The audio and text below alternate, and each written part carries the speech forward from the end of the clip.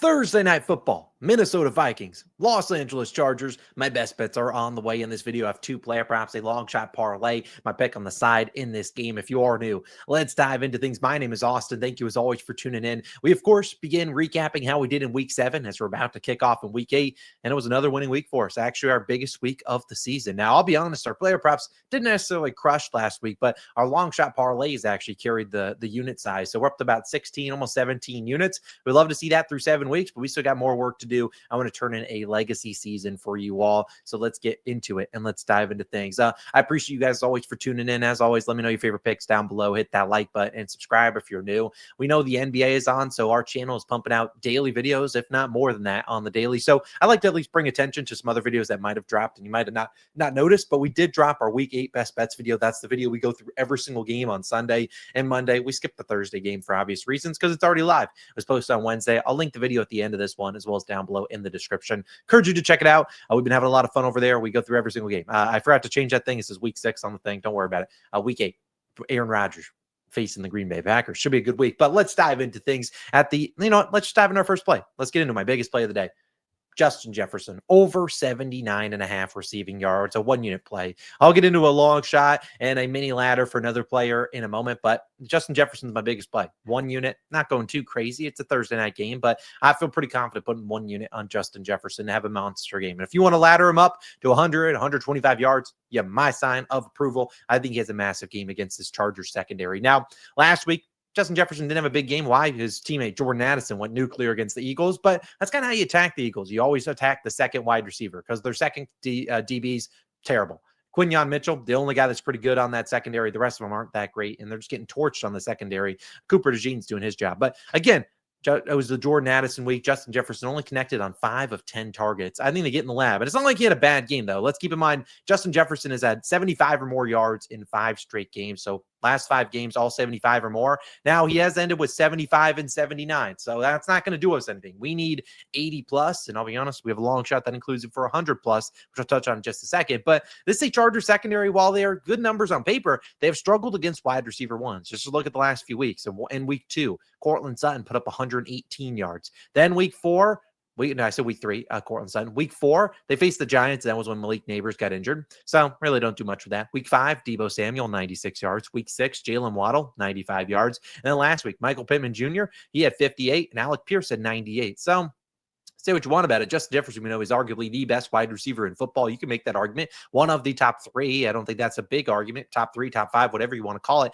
We know how talented he is. And what I really like is what the matchup presents itself. This is a Chargers team that runs man coverage, 3rd lowest frequency in football. They are not running man. And that's actually what I think is good for us because they run zone. And if you look at Justin Jefferson, he actually prefers zone because this season he's averaging 3.24 yards per route run versus zone coverage compared to just 1.7. So nearly double the yards per route run against zone coverage than he does man. Why? Because Justin Jefferson, you're not necessarily doubling him in zone and he can find the soft spots and sit in them. We know Carson Wentz is going to be looking for him. So I think it's a massive spot for him. If you want some other numbers, his 2 career games versus the Chargers. Granted, let's keep in mind they're in 21 and 23, so much different coaching staff. In 21, he had 143 yards. 2023, he had 149. His last 3 Thursday night games, 139, 159, and 115. I think he goes nuclear. I don't think they can defend him. I'll ride with Jay Jettis have a monster game on Thursday night, just like Jamar Chase did last week.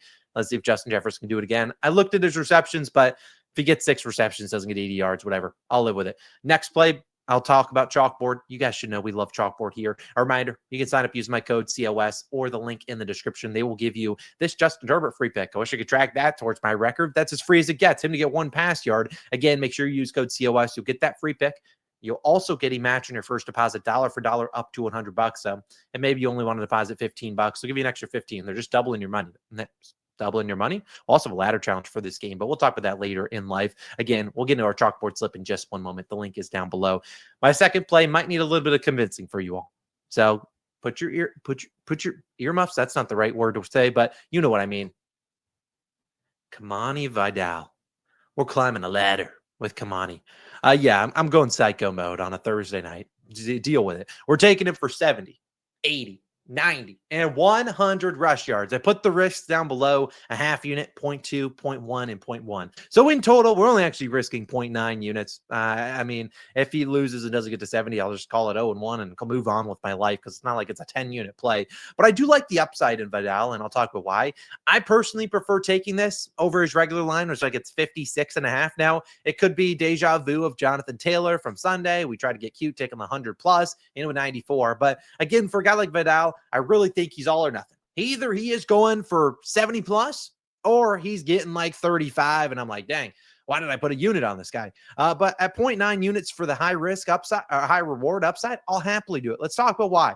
Now, Vidal is the only running back really left for the Chargers. We know Hampton's down. Haskins is also out for this game. So this is a team just devoid of running backs. Nyheim Hines is coming back from so many injuries. He's barely played this season. He's more of a receiving back. So again, if they're going to run the football, it is Vidal. And I understand, if you watch the Chargers this season, that team looks like they're afraid to run the football.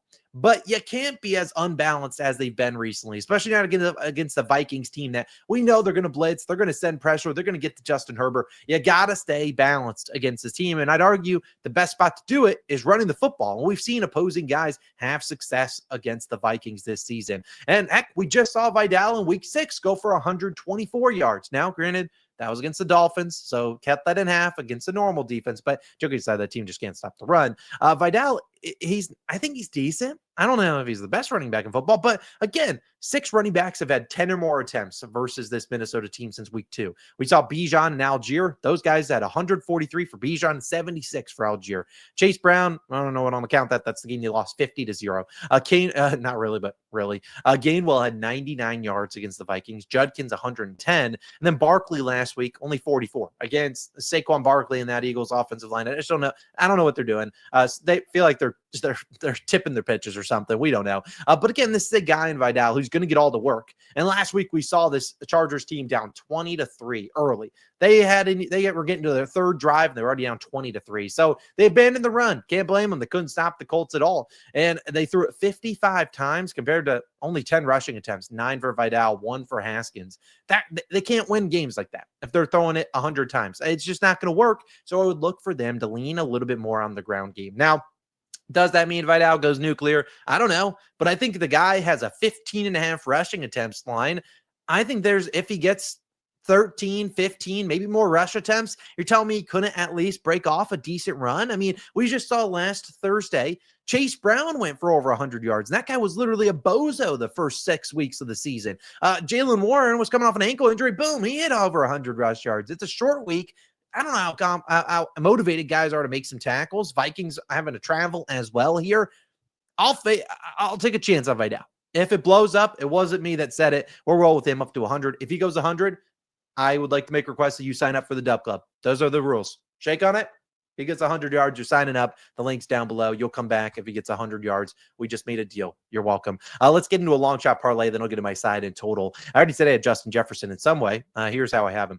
We have Jay Jettas in here for 100 plus not rush yards. He ain't Vidal, baby. No, we got him for 100 plus receiving yards. I have Jordan Mason and Lad McConkey each to score a touchdown. Plus 15, 11 on FanDuel after a low 30% boost. You could do the same thing on DraftKings. Should be pretty much the same odds. I'm playing this for 0.1 units, not necessarily going too crazy. I like Jordan Mason, though. I think we'll be able to have a decent game. I don't really know if Aaron Jones comes back or not.